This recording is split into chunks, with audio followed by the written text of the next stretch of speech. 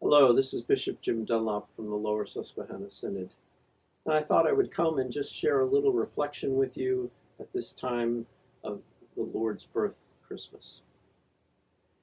This year coming up will be the 500th anniversary of the beginning of the Reformation, when Martin Luther nailed his 95 Theses to the church door in Wittenberg. At that moment, he stood up against the tyranny of the church and what was happening in the church, calling for reformation of the church. And we'll remember his stance and his strength in those times. But we also need to remember Luther as the pastor and a preacher. Martin Luther, during his career, preached most weeks in the church on Sundays, as well as the university during the week. So it was not unusual for him to preach 150 or 200 sermons a year.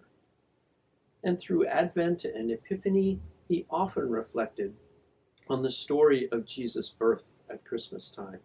And I've been back reading some of those sermons and looking at some of them, and I thought I would just share one of those with you today.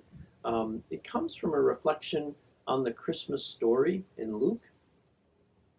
And he talks about Mary and Joseph, and he begins in this way. Joseph had to do his best. It may well be that he asked some maid to fetch water or something else, but we do not read that anyone came to help. They heard that a young wife was lying in a cow stall, but no one gave heed. Shame on you, wretched Bethlehem. The inn ought to have been burned with brimstone. For even though Mary had been a beggar maid or unwed, anyone at such a time should have been glad to give her a hand. There are many among you in this congregation who think yourselves, if only I had been there. How quick I would have been to help the baby. I would have washed his linen. How happy I would have been to go with the shepherds to see the Lord lying in the manger. Yes, you would.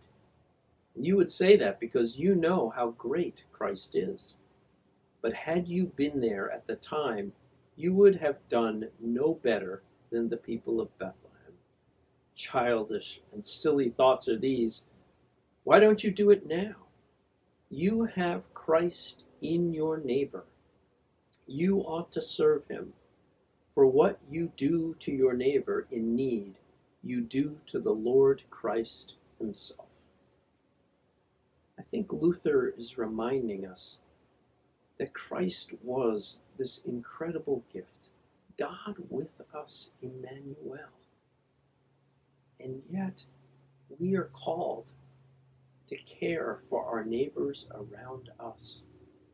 Jesus was born into poverty in a lonely cattle stall, and his parents and he were alone at that time. They soon were chased out of the country and became refugees from their own country to Egypt. In this time of the year, when we celebrate God with us, Christ, we should also remember the need for our neighbors, those who are poor, those who are oppressed, that our gift to them can be Christ to them. And so it is an opportunity for us to celebrate the birth of Christ, God with us, but it is also an opportunity for us to give and to share with those who are in need. As Luther said, God does not need our good works, but our neighbors do. I pray that you have a blessed Christmas and a happy New Year. And from everyone here in the Synod office, we wish you a very Merry Christmas and a Happy New Year.